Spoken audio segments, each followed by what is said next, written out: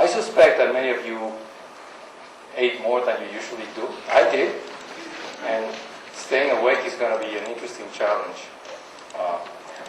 Also, the temperature peaks now, but I think the air conditioning is still functioning. So anyway, if I fall asleep during my talk, please feel free to wake me up.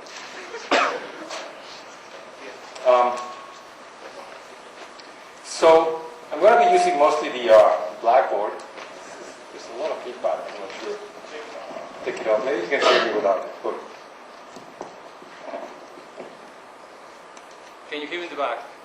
Good. Okay. That's better. I was getting a little nervous. Okay. As I said, there's a lot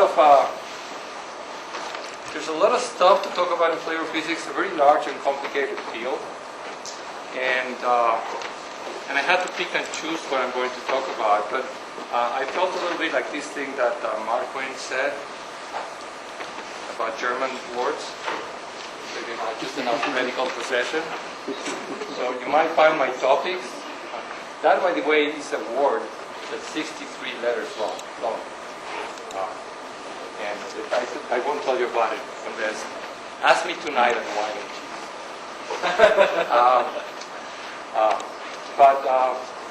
I hope my lectures are not totally discombobulated or don't appear to be just a long procession of disconnected stuff. And another thing that you might notice is that we tend to use a lot of acronyms. And I'll try to define them as we go along, but this is the acronym for that word. So anyway.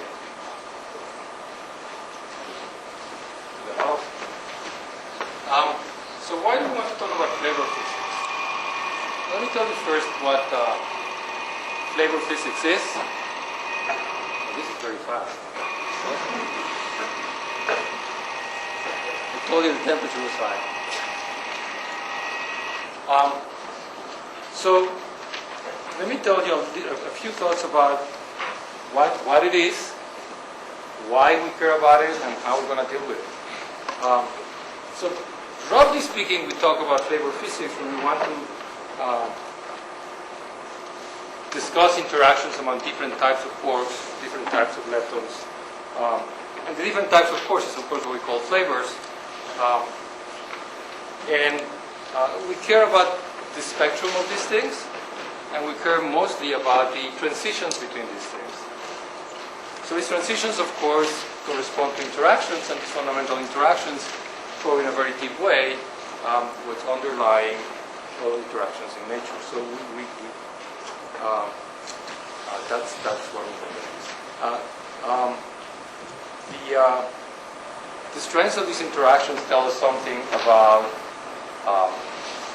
the nature of flavor, but they also end up telling us about how symmetries are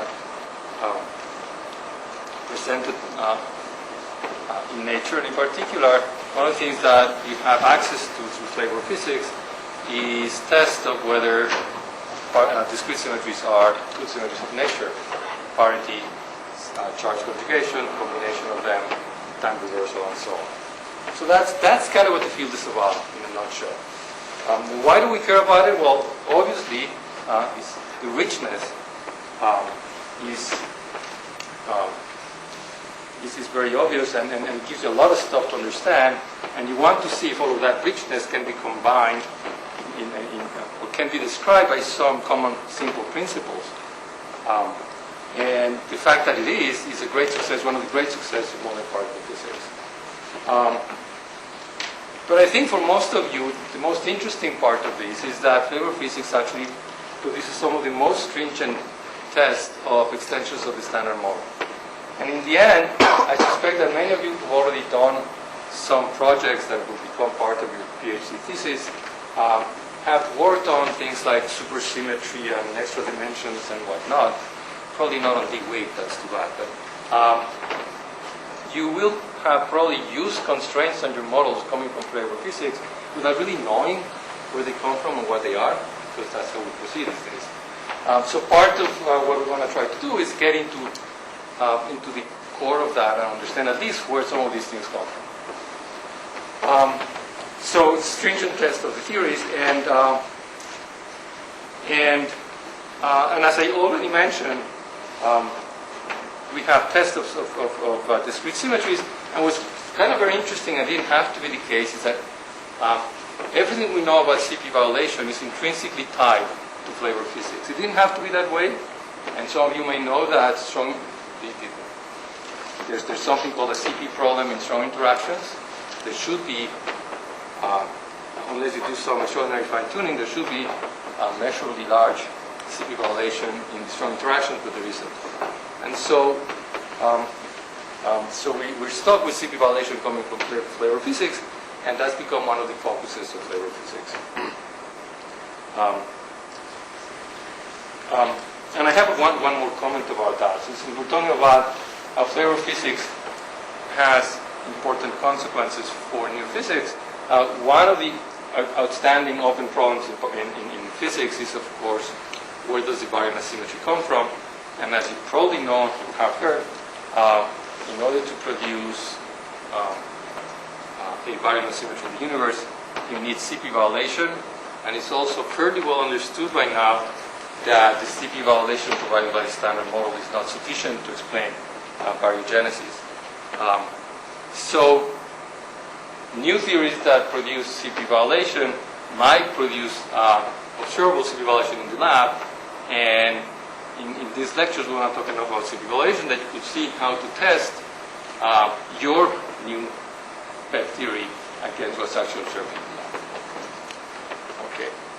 And the final thing that I mentioned that I want to give you an overview as to what we're doing here.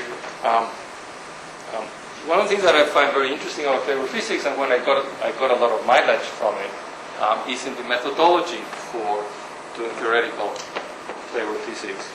And there's many different questions that you need to address, and there's many different methods that you have to invent in order to address them. And so in doing so, people develop the notion of effective field theory. In a way, Fermi theory, which you probably know about, for the weak interactions, is the first example of an effective field theory. And in fact, it's an effective field theory for flavor physics, because it gives you a description of transitions between different flavors. That's what radioactivity is all about, after all. But effective field theories really grew out to a large extent from flavor physics, and to some extent also from grand unified theories. And there's other methods like that. Parallel Lagrangians are basic in understanding flavor physics. And completely new field theories, or effective field theories, were invented in the context of flavor physics, and most notably heavy quark effective theory, about which I will have very little to say, and SCET, self-collinear effective theory, which grew out of flavor physics, but is now also applied extensively in QCD jet physics. There's other methods, not just effective field theory. We use symmetry methods a lot. I'll mention things like the Adamolo-Gatto theorem, although I won't have time to go into many of these things in detail. And of course, at the end of the day, many of the questions get resolved by non-perturbative methods, and the lattice has been playing a big role in understanding flavor physics, and I will have exactly zero to say about the lattice. Okay, so that's my big introduction to the subject, and tell you what the subject is about. By the way, my notes have been Xeroxed, and if you didn't see them, there's a stack of them at the entrance, so you can pick them up now, pick them up later. I was hoping, so my notes are on my iPad, and they're kind of small, so I was hoping that when they print them out, they'll be large enough that I could just pick one of those and read them. And I can't read them, they're so small. So I see some students kind of squinting. Sorry, I think it's anyway, so what we're going to do is, although I talked about flavor physics in general terms, I will actually use the standard model as the paradigm from which we'll start and analyze flavor physics, and it will be the basis for then comparing two extensions of the standard model of new physics, it's kind of the right context because the standard model actually works so well. And although you know this stuff, I'm going to give you a lightning review of the standard model. Just if nothing else, to introduce notation. But I'm sure there are going to be some things in this review that may be useful as reference and useful as new stuff for some of you. So, the standard model, here's the first acronym, SM, but that one I guess everybody knows, right? So I'm going to use QL for a field which is a triplet, doublet, and hypercharged 1,6, and I'll use that type of notation for the other fields too. And of course, what's important to us is that in the context of flavor is that there's not just one of these guys, there's three of these guys. And although this is a bit misleading, I'm going to write these components as an up and a down, a charm and a strange, and a top and a bottom. And it is misleading really because this is only true that I could call these guys by some definite quantum number associated with flavor if we were in a mass eigenstate basis where these things would propagate without mixing into others. And we'll talk about that momentarily. So there's these left-handed fields, the right-handed field, which is singlet with hypercharged 2/3, and another one which is a singlet which is hypercharged -1/3. And of course, again, there's three flavors of each of those. So each one of those is repeated. They both the word flavor. And then, of course, I'm not going to use this much, but there's the doublet and the singlet leptons that complete the goal description of the standard model. And of course, it's a bit incomplete because it doesn't accommodate massive neutrinos, but I won't have anything to say about massive neutrinos in this lecture, so we can deal with it. I'll also need the Higgs. You heard a lot about the Higgs, which is a scalar doublet. And the conventions that I use are kind of the standard conventions against the graph in the lower component, and I call it little b.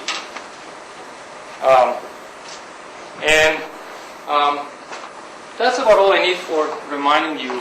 The standard model Lagrangian has some gauge stuff that I don't care about for now. It has some kinetic terms for the fermions. Roughly speaking, they all look like psi bar IT slash psi, where the psi, I'll write this out more explicitly, but the psi can be any number of, any one of these fields that I wrote down.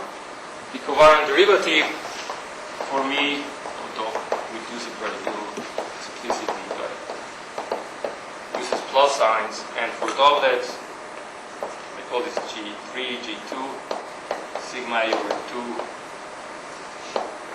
WA, and of course the hypercharge is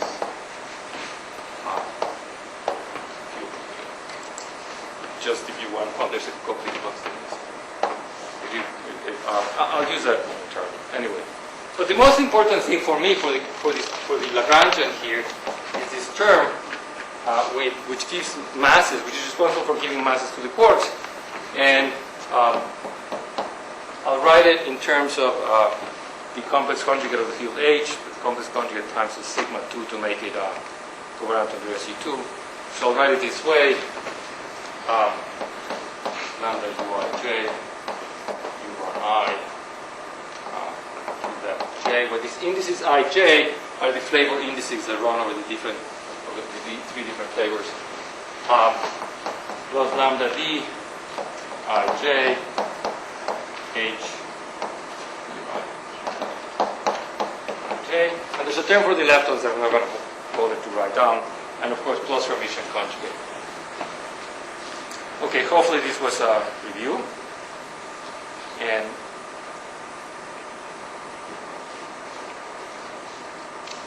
I think did something more. So let me start by introducing to some kind of modern terminology. People talk about flavor symmetry. So what do we mean by that? and I'm going to put in quotation marks.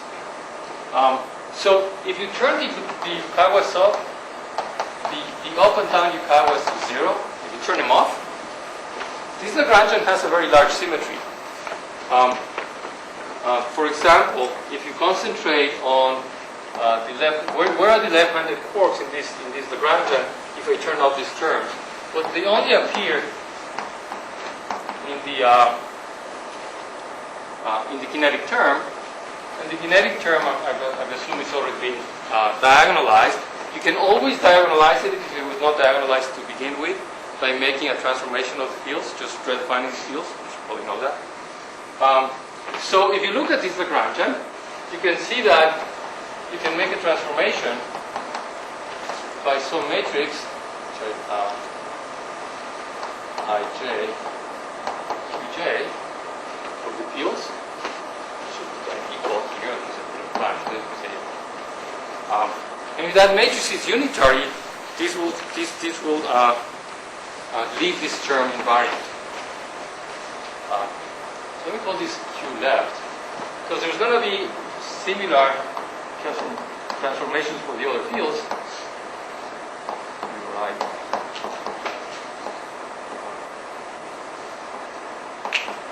Etc. And so if you count how many fields we have here, and you notice that these are 3 by 3 unitary matrices, and this flavor symmetry that I'm talking about is a U3 to the 5th power. Okay? So that's what people talk about in this modern setting as the flavor symmetry of the standard model. Now, of course, in the standard model, it's not true that these power couplings are 0, so it doesn't make much sense to think about this as an actual symmetry. But what you can do is think of these couplings as spurions. Now, if you haven't come across the word spurion, what we mean by a spurion is think about it as a field which happens to be constant. It has no space-time dependence. And if you think about it that way, you can also think about giving it transformation properties. So I can choose the transformation properties of those spurions to make these terms actually invariances of the Lagrangian. And you can kind of see how it goes. Since this guy transforms on the as the complex conjugate transpose of that matrix U, I can transform lambda Uij on the left by this matrix U to the right. So we call this I, well, in case of the open forward, I prime, lambda U I prime, we put J prime here. And then on the other side, I can multiply by U star J prime of the Q left type. And with this transformation, this term will remain invariant. Now, it's very painful to use these indices for this discussion. So what I'll do is I'll change notation to a notation where everything will be with indices understood. So for example, this transformation I can simply write as a matrix acting on a vector like that. And then, if I also write for this transformation that you write is this matrix, you write acting on this vector, then the transformation for this spurion is simply this statement that it transforms the bifundamental on the left by the U right, on the right by the dagger Q left. And you can see in that notation this term in the Lagrangian has this structure, and it transforms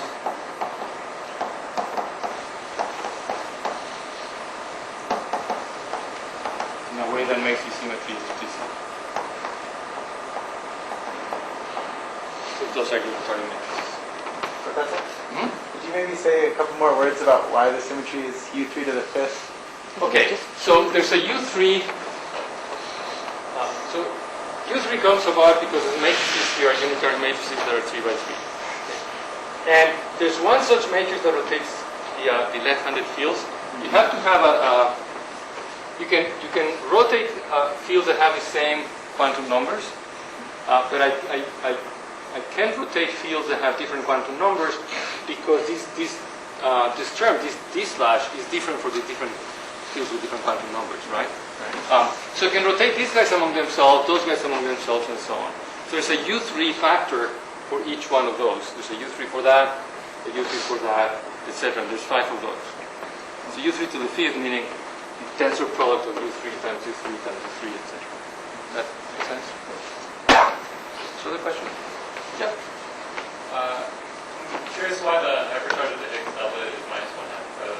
I would have expected +1/2 until the H pulled down. Because I decided to make it that way. It's the best choice because I chose it, right? It makes no difference, right? You have the choice to make either one of them your Higgs field and the other one the complex conjugate of the Higgs field, but there's no fundamental distinction. And I don't know. I wanted to have the verb in the lower component rather than I don't know. It doesn't make a difference. That satisfactory answer? No. Okay. It seems like that you have to redefine your n vectors because then you'll have a negative vector charge on it. What is your sign?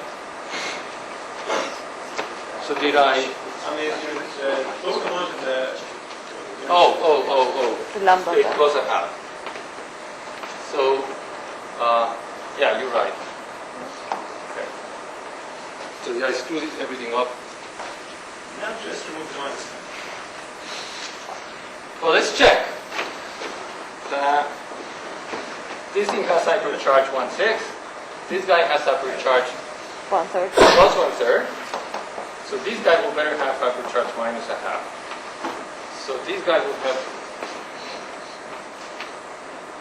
It's This guy has hypercharge -1/2.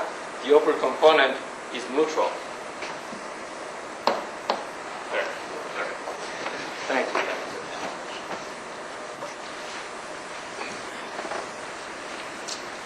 Feel free to find mistakes in everything I say. No, actually, good. I'd like to point it out.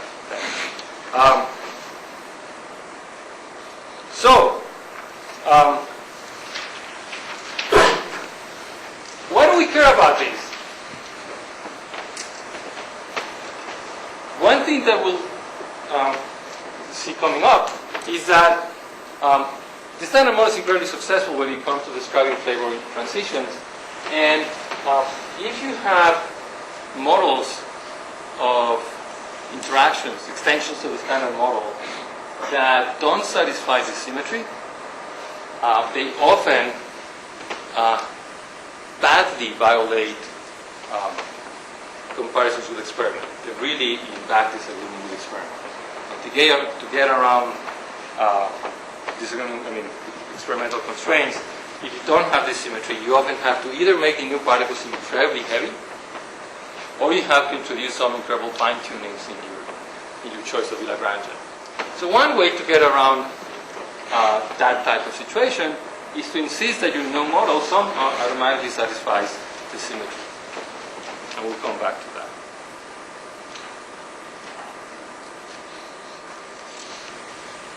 And I'm going to be doing mostly quark physics. So this U3 to the 5th, I really only care about U3 cubed, the one acting on the 3 quarks. Okay. So, having reviewed that, or introduced that, let me hide it and review the CKM model.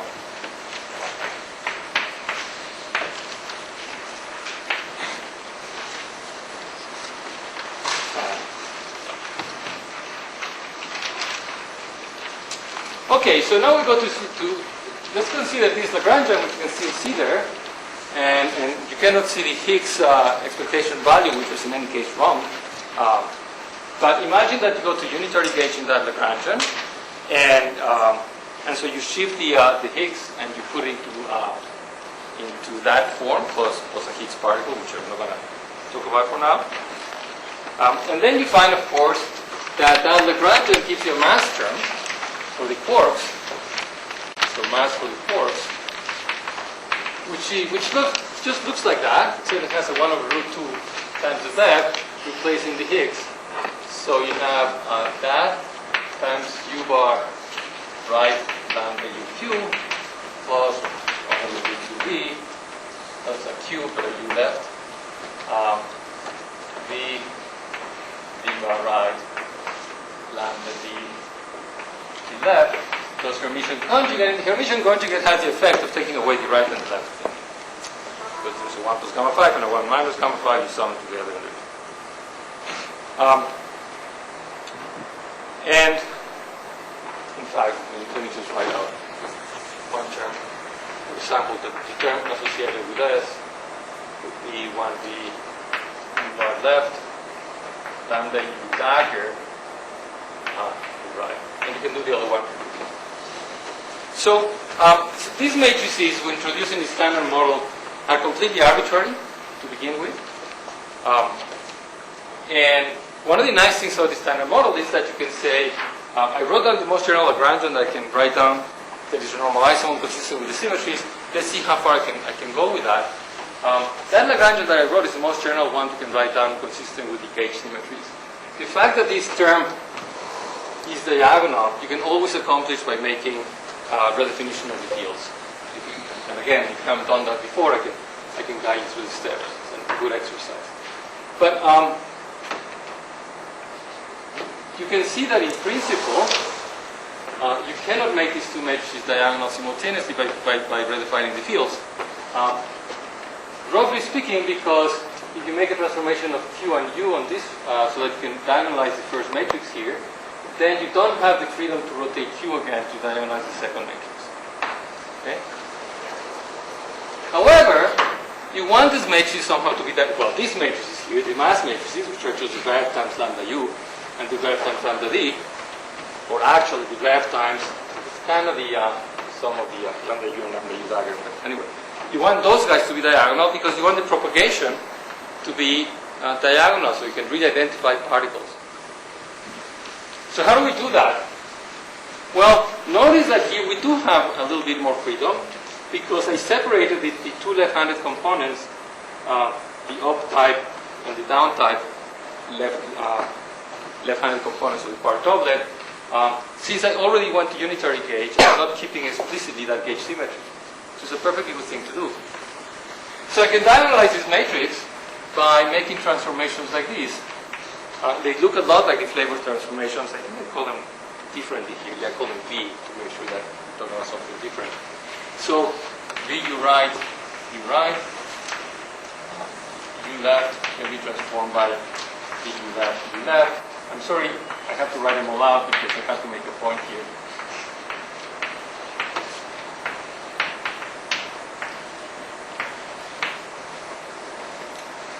So now you see, when I make a transformation of the fields like that, really a redefinition of fields if you want, not if you want, a redefinition of fields, then the new Lagrangian, the kinetic terms, if these matrices are unitary, stay the same way, but these mass terms, what happens is that effectively lambda U gets replaced by VU right dagger, lambda U, V, U left, and lambda D gets replaced by VD right dagger, lambda D, VD left. And as an exercise, you can check that any arbitrary matrix can be diagonalized by having two independent unitary transformations, one on the left and one on the right. So there's enough freedom to diagonalize these matrices, and then the things that you obtain, which I'm going to call lambda D prime and lambda U prime, are diagonal. So these prime things are diagonal.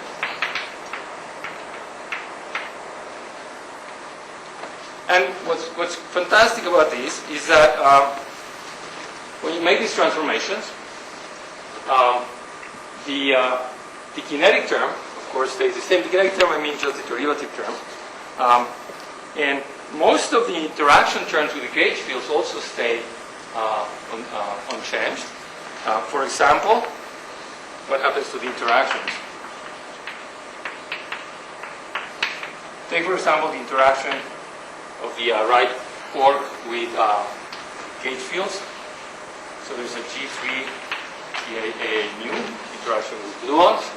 And it doesn't have SU2 interactions, but it doesn't interact with hypercharge. There's a 2/3 here and a B mu. Hope I have that right. But you notice that although there's a lot of implicit indices here, these color indices act equally on all three flavors. It's a tensor product of flavor and color. So if I make this transformation on these fields, you write gar, this term remains invariant. So this goes by itself with this transformation. And the same is true of d bar right, d right. So d bar right term. And it's even true for most of the left-handed fields. For example, the U left field has an interaction like this, and a piece from G2 that I'm going to call sigma 3 that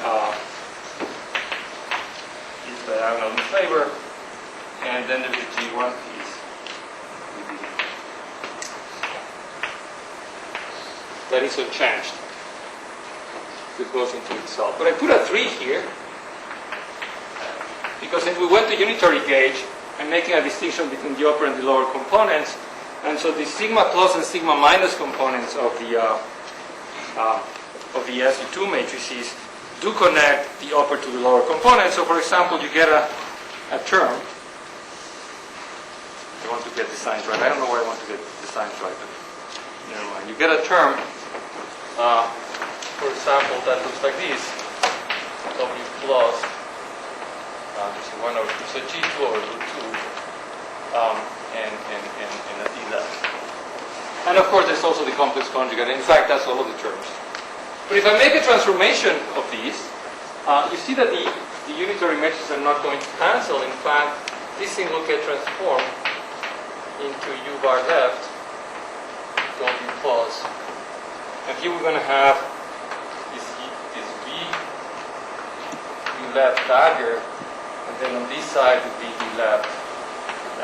And so there's this matrix here that in general is not the unit matrix that you're stuck with. And there's nothing you can do to get rid of it. And this is what we call the CKM matrix. And it's obviously unitary. It's only a 3x3 unitary matrix. And this is the only place in which it appears in Lagrange. If you're a unitary gauge. I have a few comments here. What's going on with my...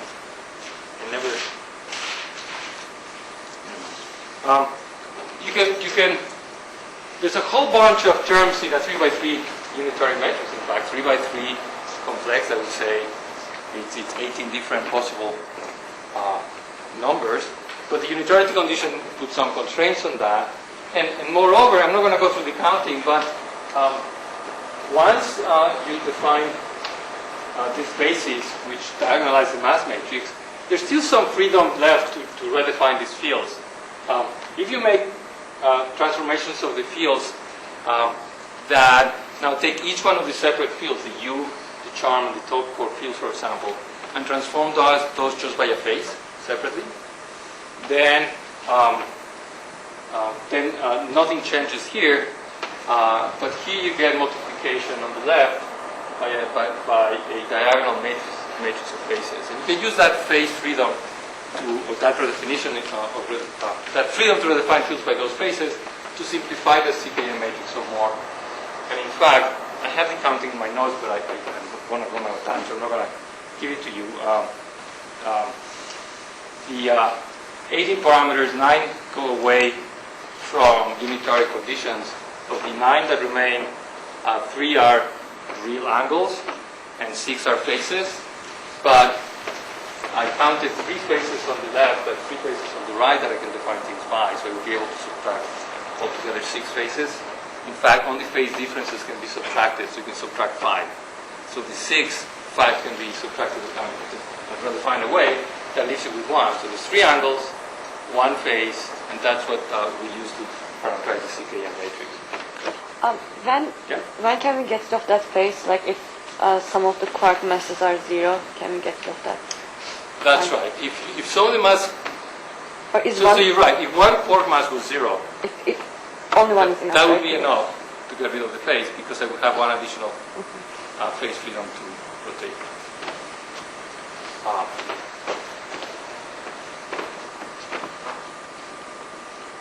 See that line? No. I'll think about that. Okay, I think one is enough. I think 1 is not enough. I'll have to go Yep. back. Okay, so we use for this matrix V, since we can connect something on the left which is like a U port and something on the right which is like a D port, a notation that looks like this, VUD, VUS, VUE, VC, V, VCS, V, V, V, VE, and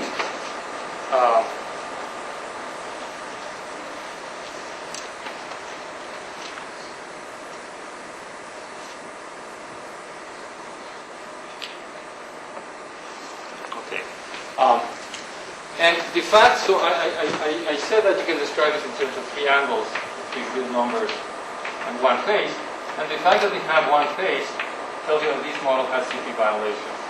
And the point is that if there's a complex number in these parameters of these interactions, the CP conjugate of this term in the Lagrangian will be just like the Hermitian conjugate, except that the coefficient is not going to be the complex conjugate, which when you take the CP transformation, it doesn't change the coefficient, which tells you that CP is validated.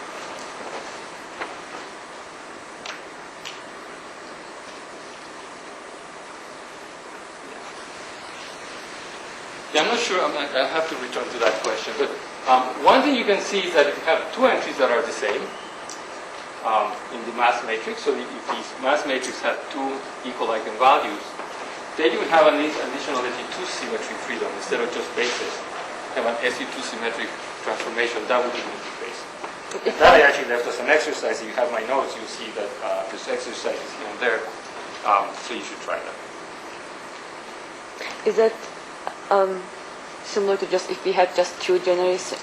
2 generations. 2 generations. So if you have 2 generations, you can do the counting, and you'll see that this phase freedom definition is enough to subtract all the phases away. And so that's why.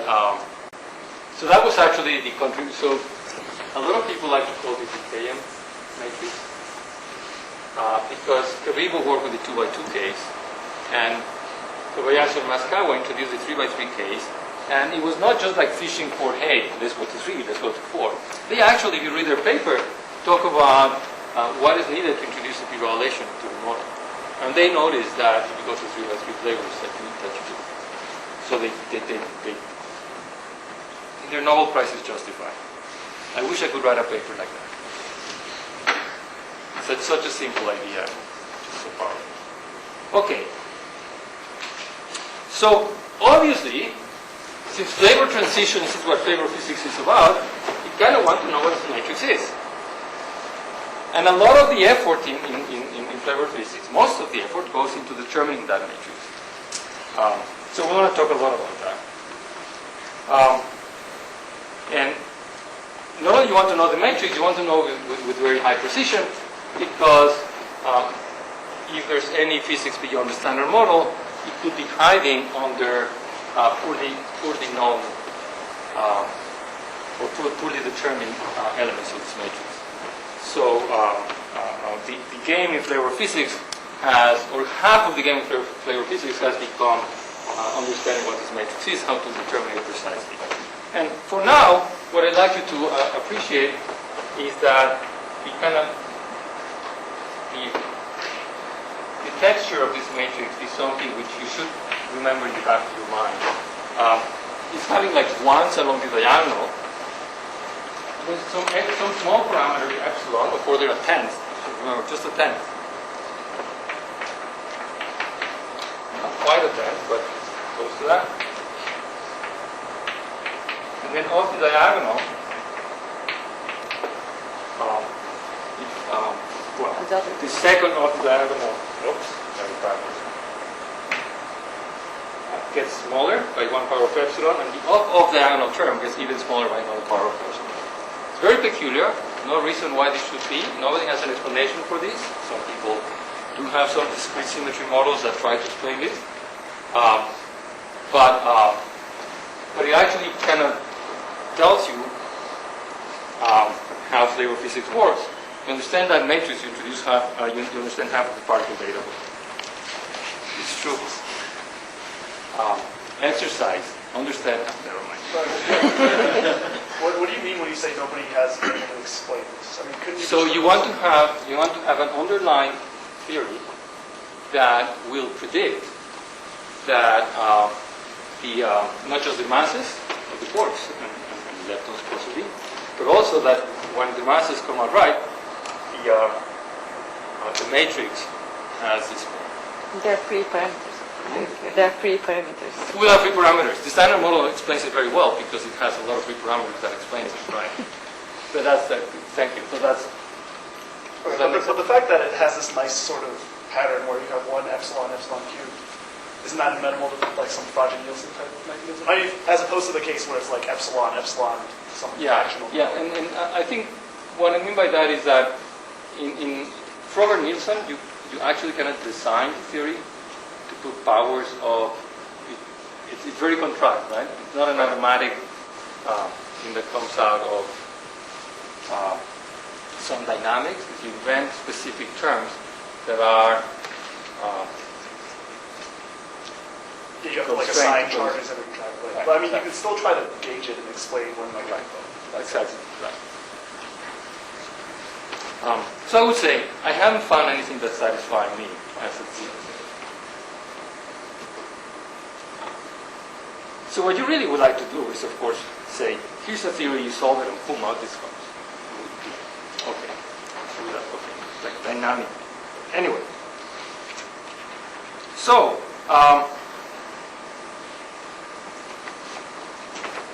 okay, since the matrix is unitary, maybe I should be using, in the interest of time, if I should work with this, people can see. Since this, no, you guys can see. Then, 2 times. Okay. Since the matrix is unitary, we can do some cool stuff in visualizing some of the information in it. And a lot of the language in which people communicate about flavor physics uses these, so I want to spend a little bit of time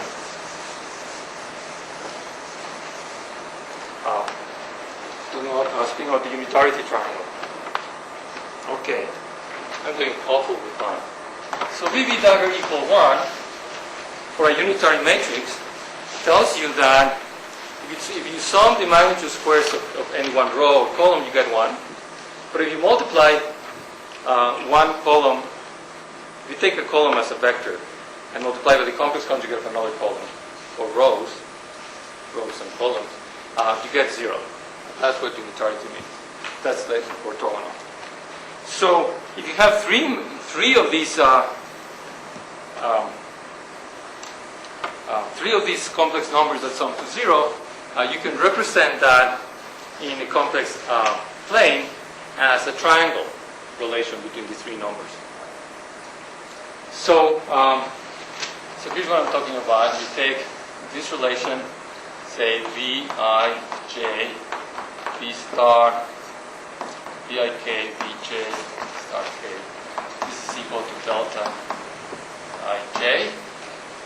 So if you take I and j to be different, these 3 numbers add up to 0. That makes a triangle. And let me write down. Make sure I want to do this right.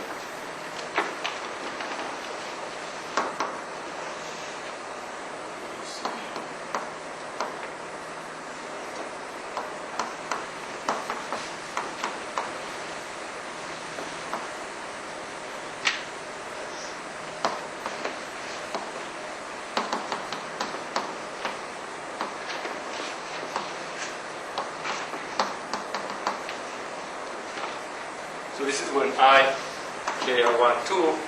There's another one with 2, 3, and another one with 1, 3. And let's look at these terms given that matrix that is hiding somewhere. There. So that's a matrix. Remember, PQD, BCD. We're multiplying these two rows together. Take the product of those two, plus the product of those two, plus the product of those two. Right? So you notice the first term is epsilon, the second term is epsilon, the last term is epsilon to the fifth. So if you have these three numbers in the complex plane and you add them together and they give you 0, they form a triangle, but two of them are big and one is tiny. So this triangle, if you write down it would look something like this. Two sides share for their epsilon, one side is epsilon to the fifth. Or if I normalize them so that one of these sides has side 1, the other one would also be 1, and this guy would be like further 1, epsilon to the 4th. 10 to the minus 4, tiny. This is a very flat triangle. If we do the second with the third, so I'm going to write it out. It's written out in the notes. I don't know why I decided to write them out. There's nothing better to do. You take the product of these two rows, you get epsilon to the 4th plus epsilon squared plus epsilon squared. So again, if I normalize it for this next guy, I'm going to get a triangle which has, again, normalized to 1, 2 terms. And the other side is epsilon squared. It's very flat, but not as flat. It's 10 to the next. Now let's do the last one, the 1, 3. So the 1, 3 is epsilon cubed plus epsilon cubed plus epsilon cubed. All three terms have the same size. If I normalize it to 1, this triangle would look something like that. Of course, they're not 1, they're just order 1, right? So these three are called unitarity triangles. And this guy is particularly interesting because some of the terms can be quite different.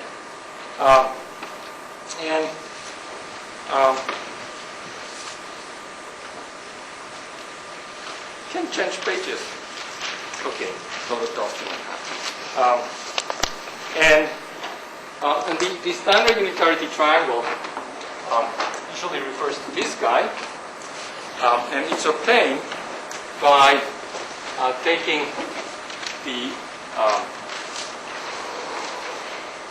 sum of these products, this times that, and or actually the standard unitarity triangle. So the standard unitarity triangle is like 2 columns, the first and the third column, which have the same property, they're epsilon cubed in each product. And this thing I'm going to draw has this thing divided or normalized to the middle product. So you multiply, you divide everything by BCD times BCD. So you get a triangle. So that side, because we normalize that to 1, that. You get 2 other sides. And the magnitudes of these sides, you know what they are.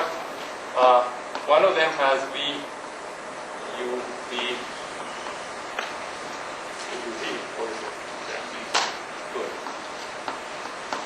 over BCD, so the magnitude of that, and the other one has the same, would be that.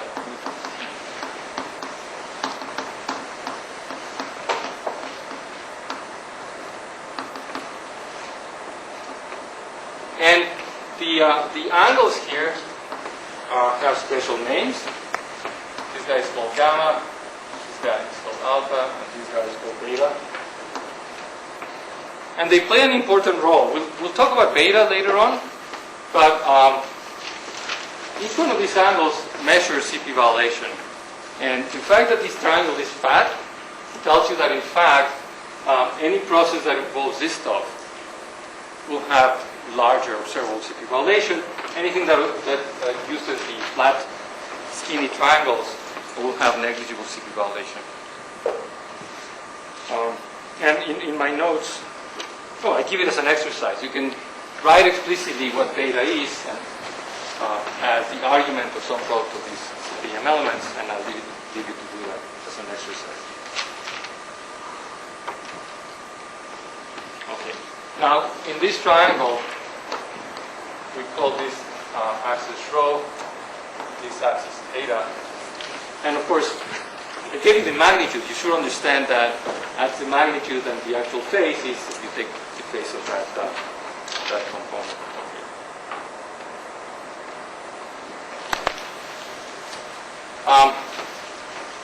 Now, it's useful to parameterize the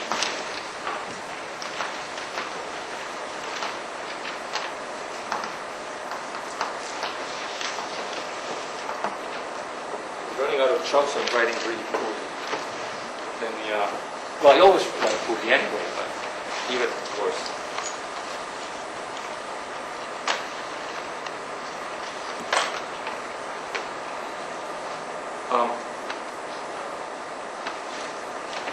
So there's a standard parameterization of V.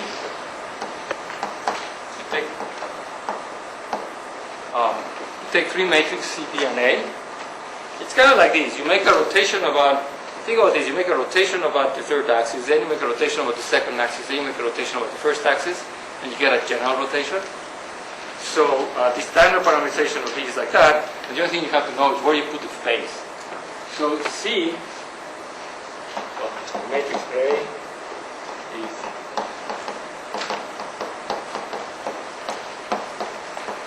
and in all of these things, I'm going to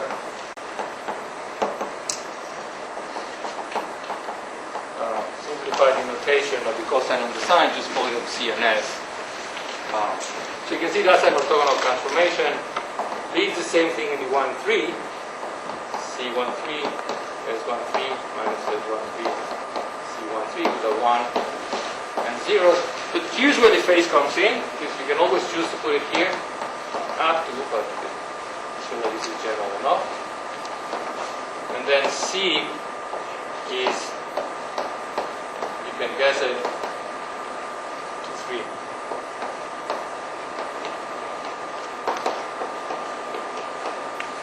I wish they told you this when they write down things like the particle data book, because they just write down the matrix multiplication of these things. It's a huge, horrible matrix. And you can never remember what it is. But if you remember this, then you know what it is. Of course, nobody tells you that, except, where did I learn this? From Howard, Georgia. So that's my case. I know. It's a useful thing to know. And then there's something called the Wolfenstein parameterization.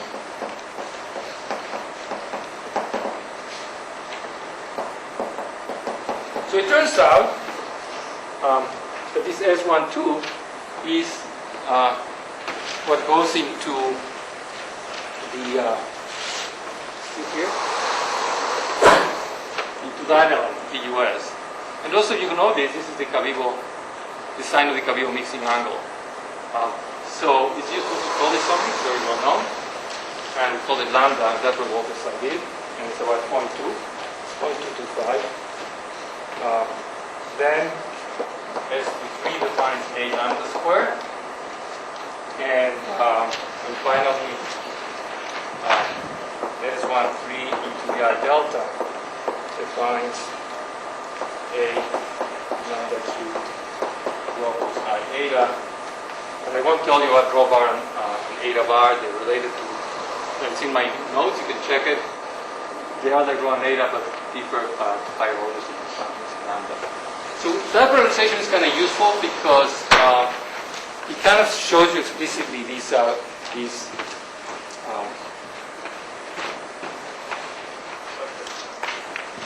where's the It's up on the left.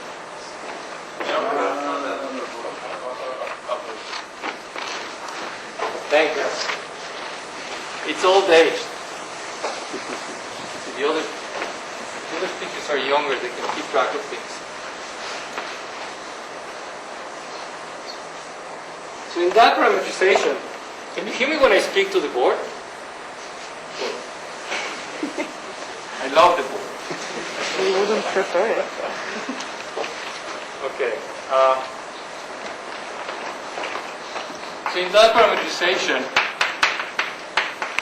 and this is like a sine of an angle, the cosine is the one we have lambda squared.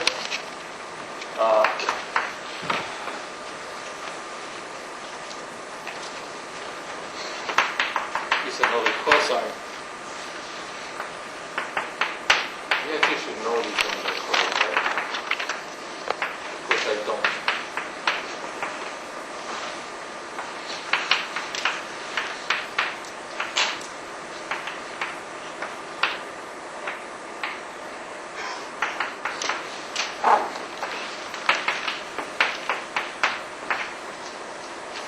So this is not exact. It's an expansion in lambda because we went from cosine to sine and did an inversion. But lambda is, remember, lambda is 0.2. So lambda to the 4 is ordered 10 to the minus 3. So this is good to 1 per mil. And the great thing is you can see it has a structure that I told you. It's observed. This is order 1 along the diagonal, a 10th in the first of diagonal, a 10th square here. And then we put the phase as in terms of this rho and eta, which are the things that go into this figure. So that rho and eta are actually this rho and eta. Okay? And you see the magnitude in front is this lambda cubed. And this A is some number of order 1.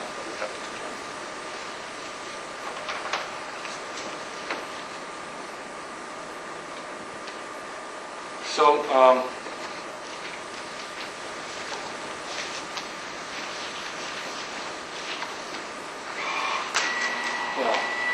by the time this turns on and all that,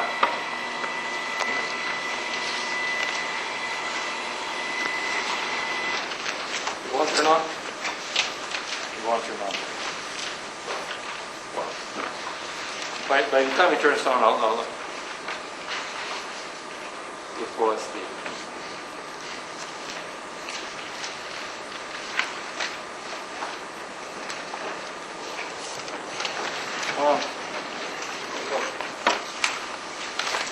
okay, well, let's go on and then we'll come back when it wakes up. So let's go back to our flavor simulation. It's on. It's off. Oh, it's off. Can I turn some lights off? What? Turn all the lights off with the dome.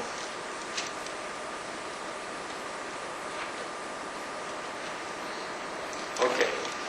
So here's actually the status of the termination, and I want to go through some things of these later with you. But you might have seen this figure. The question is how much you understand in this. This is the rho eta axis that I drew. And we actually drew the triangle for you with alpha, beta, and gamma. Okay? And what is done here is you plot each measurement of elements of the CKM matrix and see how it restricts points on this figure. Now, eta, because it's the imaginary part of that 1,3 element, is the thing that introduces CP validation. So in order to test anything here, you have to have CP validating measurements, otherwise you won't be measuring along the rho axis. So all of these are really CP validating measurements. And what it shows you is, for example, VUV. If you go back to, if you go back to what VUV is, so VUV, remind you, is A lambda cubed rho minus I eta. So if you can measure the magnitude of these, and I'll tell you later how you measure the magnitude of these, you strengthen it to rho squared plus eta squared, which in this plot is a circle about the origin. And you see that circle in green. And the fact that it is a fast circle tells you that there's uncertainties in the extraction of VUV, both experimental and theoretical. Here, in this case, actually, they're largely theoretical. There's other interesting ones. This one, the circle, which is delta MD and delta MS, we're going to talk about that tomorrow. And they're actually dominated by the product of these guys, BTD and BTS. And you remember, BTS had no phase, and BTD has the form,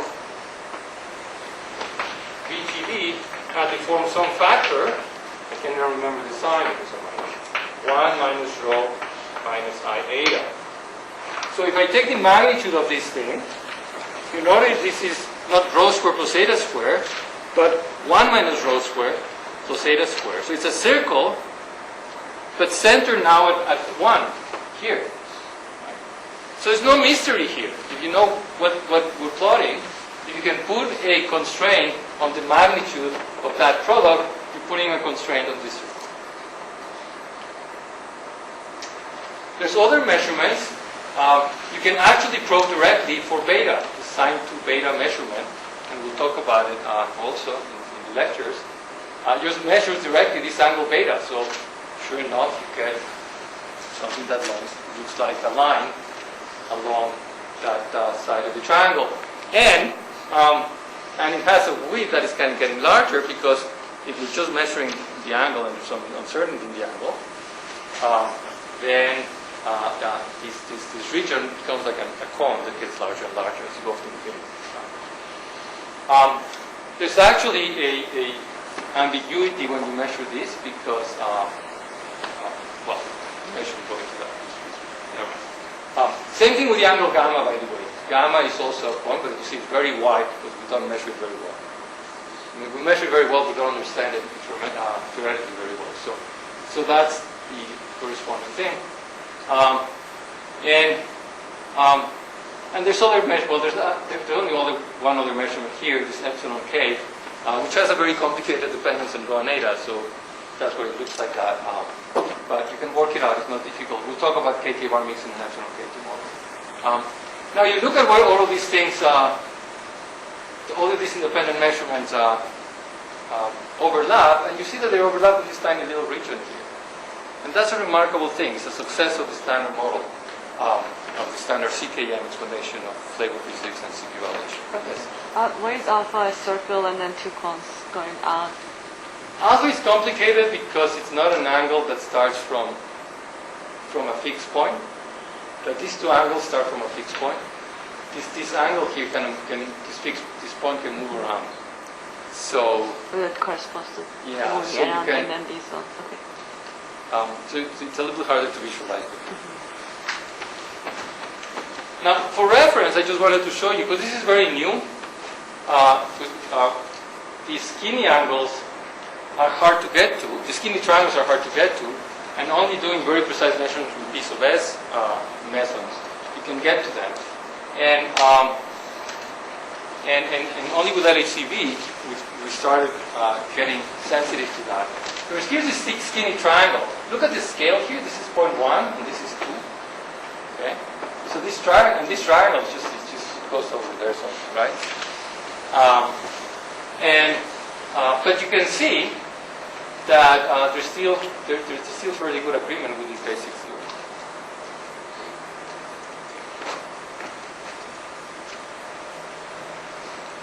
Okay, so let me see what I can do in 10 minutes.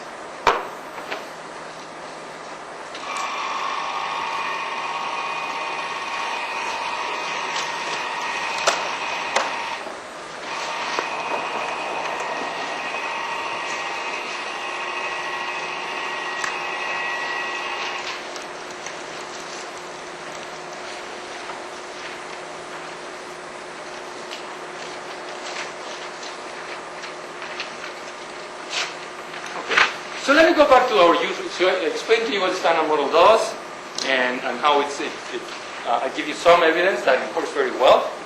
Now I want to go back to this flavor symmetry U3 cubed for the force. And I talked a lot about how this is going to be useful in understanding new physics. So let's extend our standard model. I brought up the Lagrangian for you. Let's extend it by adding some extra operators, extra terms. I'm not going to use any new fields.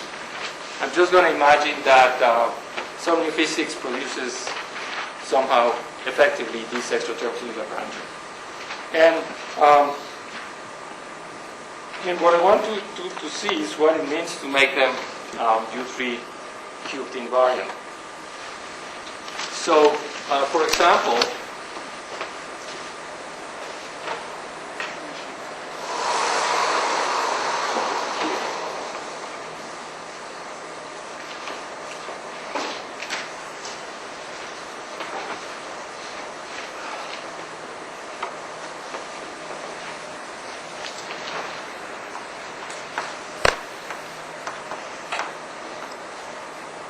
let's consider, for example,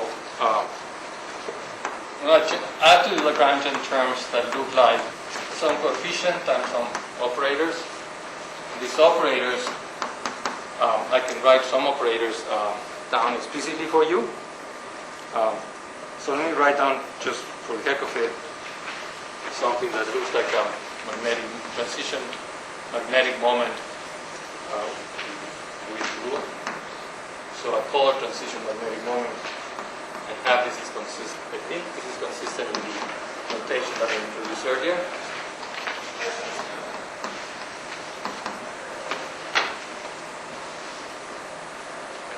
Or another operator.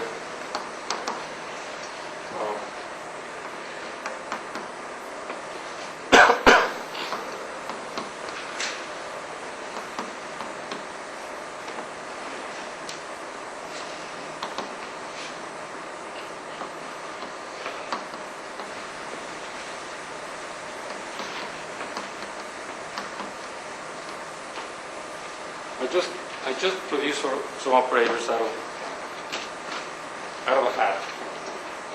What I tried to do is produce the operators and in such a way that they actually satisfy the symmetry. They didn't have to. There's no principle that says that they have to. But if they do, then you have to introduce additional factors of lambda to make this thing invariant. Now, in the first line, I was forced to introduce this factor of the Yukawa coupling to make it invariant under the symmetry. And I hope people remember what these transformations are like. Yeah, remember. And this one is kind of particularly easy to remember because it looks just like a mass term. If I didn't have this sigma mu ta, it would be the mass term. And this has nothing to do with flavor, so it's just going along for the ride. It's in the tensor product of Dirac indices and Coulomb indices.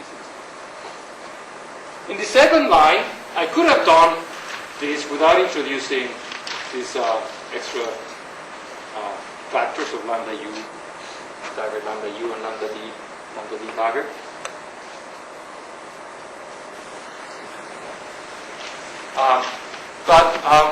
But I wanted to introduce them for two reasons. One is I don't put them in, and I put a unit matrix. It would be kind of very trivial in their flavor. It would be just diagonal. And also, I want to demonstrate for you what happens and how this flavor, this symmetry on the flavor produces terms that are, as you will see, will be automatically safe in the sense that it will be very suppressed.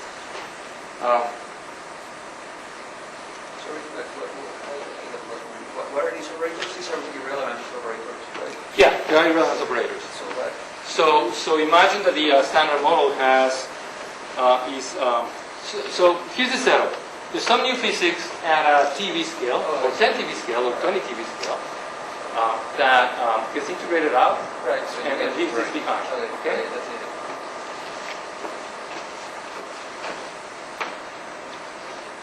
Very good. So let's see what happens. So again, you go to the unitary gauge, and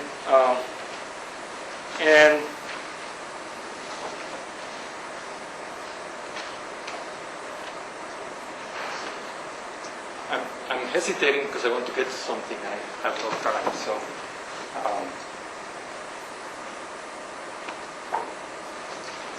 So let me tell you what I want to go with this.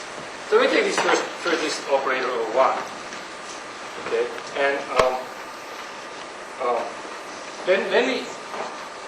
let me imagine that you started, of course, with the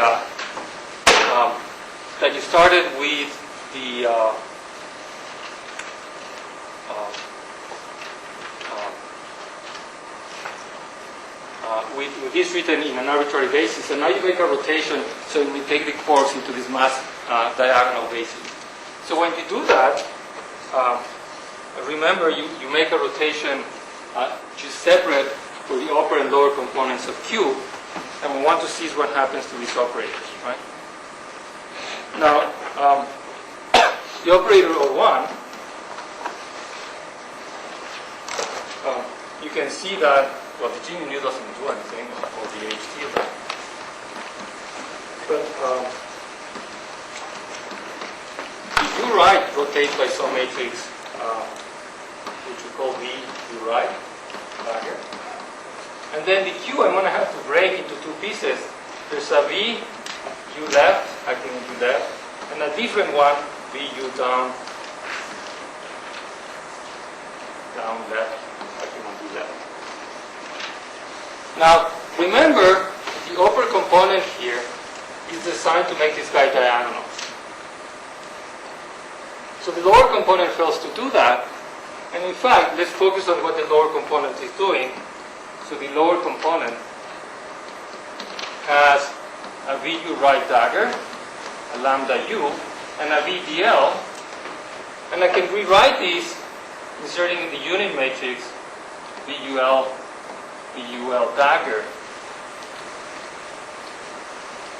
which is useful because then this factor here is the diagonal matrix, the mass matrix. And that leaves us with this other factor, but you must recognize this. That's a CKM matrix. Okay? And so the point I'm trying to make is that when you make these ansatz that all of the interactions are invariant under U3 cubed, you can always go into a basis where the land with these Yukawa matrices are diagonal. The entries are of course just the masses divided by the depth. And anything that is off diagonal is always characterized by the same CKM matrix. And so it's very nicely aligned with the standard model, and where flavor transitions are very suppressed in the standard model, they're automatically suppressed in this construction. So this construction got a lot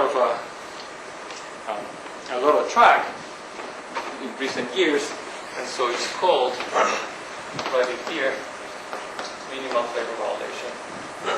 And if you check, there's lots and lots and lots of papers coming out on minimal flavor violation interactions and next to minimal flavor violation and so on, because you kind of want to have your new physics aligned with the standard model in this way. So I'm out of time. What I had in my notes next was a little discussion of what some new physics does. So let me just say in words a few things, and I'll wrap up. So the two models that I want to discuss very briefly, and I'll just say it in words. One is supersymmetry. Why supersymmetry? Just because it's so popular. Now, there's nothing. I mean, I haven't seen it around, but it's popular. So supersymmetry, you are probably too young to know this, but in its first incarnation, supersymmetry was always thought of in terms of having the explicit soft breaking of supersymmetry coming about from gravity-mediated supersymmetry breaking. And it turns out, when you do that, the masses of the scalars associated with the quarks are all over the place. There's no a priori structure in that mass matrix of the scalars. Now the scalars by supersymmetry have the same transformation properties, the scalar quarks have the same transformation properties under this U3 cube as their flavor partners. And that's because they have interactions. You can take a Duino and couple it to a scalar quark and a quark. And that interaction is going to be symmetric, only the quark transforms, just like the quark. So you can see right away that that model is a disaster. And then you know that people introduce gauge-mediated supersymmetry breaking. And the reason for doing that is to try to keep that structure as symmetric under this thing as possible. Strict gauge mediation is an example of very good approximation to minimal flavor violation. Another thing you can do is you can actually construct new theories or introduce new fields, and by fiat, given flavor quantum numbers, so that their interaction with the standard model is fields, is U3 cube symmetric. Now, why would you want to do this? Well, I'll give you an example. You may know that a few years ago, there was a lot of hoopla over two experiments at Fermilab observing large anomaly in forward-backward asymmetry in TT-bar production. This hasn't gone away. Might actually be the first sight, the first hint of new physics. We've said that many times over many other things, so take that with a grain of salt, and that's a shame. But since it hasn't gone away, we as theorists should try to explain it. Now, there's many ways well, there's several ways to try to explain it, but it will involve quarks and up quarks or down quarks and T quarks. So it's going to involve flavor. I know it's T quarks because this is TT-bar asymmetry, right? Why do I know it's up quarks or down quarks? Well, it's proton-antiproton collisions, which you know could happen through gluon fusion, right? But there's no asymmetry in the initial state if you look at the glue collision. You have to pick up a quark from the proton and an antiquark from the antiproton as the initial states of the collision to produce an asymmetry, forward-backward asymmetry. So you have something where you have U bar go to TT bar. There's flavor physics involved. And in fact, some of the models involve here's time, here's U bar, it's an exchange of something, question mark, and here's TT bar. Okay? This UT coupling is a flavor of diagonal coupling. And when you write a model like this, this is not going to be automatically symmetrical under this with that. And you're going to be in violent disagreement with a lot of stuff that happens in flavor physics that we study. Particularly, since there's no reason why once you are in the mass diagonal basis, this is the only new coupling in the theory and nothing else. So, so how do you cure this? You say, well, I don't have just this coupling. I make this guy a field phi that couples to the whole multiplet of, for example, Ui, Uj, right-handed fields. So, I mean, these right-handed fields would better be like a vector, but let's imagine we do that. And so this guy can have quantum numbers that makes this whole interaction invariant. And the wonderful thing is that when you do that, on the one hand, you can use this to explain TT-bar asymmetry, forward-backward asymmetry. On the other hand, it will naturally make predictions for other flavor observables where the coupling, there's a single coupling here associated with the whole multiplet, is fixed. So you can go test this thing, but it's likely that it's not going to do anything really violent to flavor physics because, as I explained, the only new off-diagonal flavor changes will always be systematically include this CK and pi. So those are examples of flavor physics, and I'm 7 minutes late, so I'll stop there and we'll continue tomorrow.